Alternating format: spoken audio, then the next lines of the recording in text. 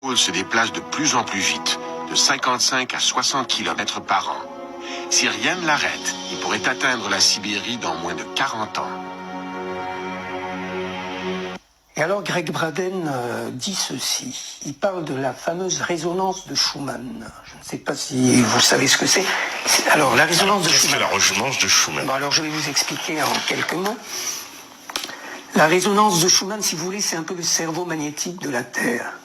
C'est une espèce de cavité qui se situe entre la ionosphère et la croûte terrestre. Or, cette résonance de Schumann, sa vibration jusqu'à présent était évaluée à 7,8 Hz et depuis des milliers d'années, sinon des millions d'années d'après certains.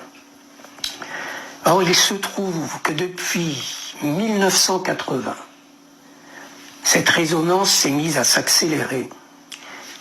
Et on est aujourd'hui, tenez-vous bien, entre 1980 et aujourd'hui, elle est passée à 12 Hz. Une accélération donc de cette résonance fait que le champ magnétique de la Terre diminue, le temps, l'impression du temps qu'on a s'accélère, une journée de 24 heures aujourd'hui nous donne l'impression de vivre, en fait on ne vit que 16 heures réelles de cette journée de 24 heures si vous voulez. Donc ça devient très intéressant et Greg Braden dit ceci.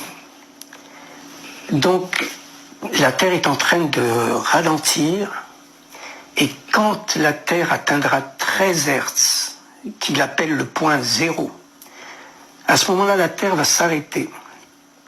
Waouh, c'est quoi ce truc? Moi quand j'ai lu ça, je me suis dit attends, il est en plein délire là.